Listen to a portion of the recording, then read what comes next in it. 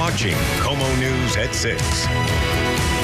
Left in a cell with nowhere to turn, mental patients forced to wait months, even years in jail for a transfer to get treatment. As Como investigator John Humbert found, patients go without help, and we all pay the price. John? Well, this is not supposed to happen. It's against the law, even violates the Constitution. But when there's no room at the inn, so to speak, at Western State Hospital, prisoners are mixed with patients. The bonds between mother and son. There's Nolan right there. Brother and sister. He was just a really good kid. Aren't easily broken. Had a wonderful time. Unless it's a break no one can fix. And it was about his junior or senior year where he just started, there were just little things that started to decline Yeah, at that things point. just definitely declined. He is truly schizophrenic, and he needs medicine, and there is absolutely nothing that I can do. Sandy and Lauren Flamini call Nolan an intelligent boy with a future as bright and as big as his smile.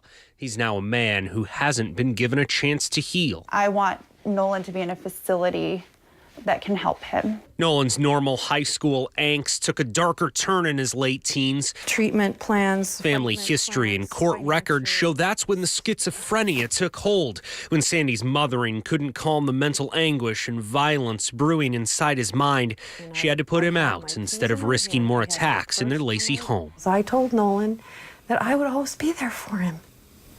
And so it's called tough love, and I had to do that. While on the street in February, Nolan was arrested in Thurston County for smashing a post office window.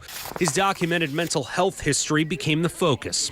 Once a court orders a competency hearing, experts say patients should be evaluated in 7 days. For Nolan, it took 34.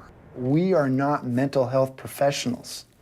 We are corrections deputies and law enforcement officers. Why? Thurston County Sheriff John Snazza is blunt, frustrated that cities and counties must pick up the slack when patients like Nolan are in his jail. They tend to act out because they are scared. And that's not where they're supposed to And be. that's not where they're supposed to be. They're supposed to be at Western State Hospital. By court order, an inmate found mentally incompetent should be transferred to Western State within a week. Nolan's 7 days came and went. 14 people were ahead of him on the wait list. It was another 30 days before he finally got into Western. DSHS has not been held accountable for not being able to provide the beds that they're required to by law. Nolan isn't alone. SNAZA estimates 35 to 40% of his inmate population have significant mental health issues, but it takes most 45 to 60 days to get a bed at Western. I don't want to tell them how to do it. That's their job. DSHS says budgets and staffing shortages keep the agency from doing that job. The failure rings up another price tag, too. Records compiled by DSHS revealed that the mental health backlog costs counties and city jails more than $1.6 million every 6 months. It isn't necessarily what it costs the sheriff, it's what it costs the community. Well, I'm sorry, I'm so emotional. I know, Mom, it's okay. The battles continue for families like the Flaminis, I'm probably gonna cry too. fighting for Nolan to get help he needs that judges, doctors, and loved ones say he deserves. Well, they don't have enough room. They don't have the facilities, and they don't have the ability to properly evaluate these people and take care of them. And it's a quagmire. Lawyers suing the state on behalf of patients over the 7-day deadlines head to court again later this month. Nolan is now in his second full week of treatment at Western State.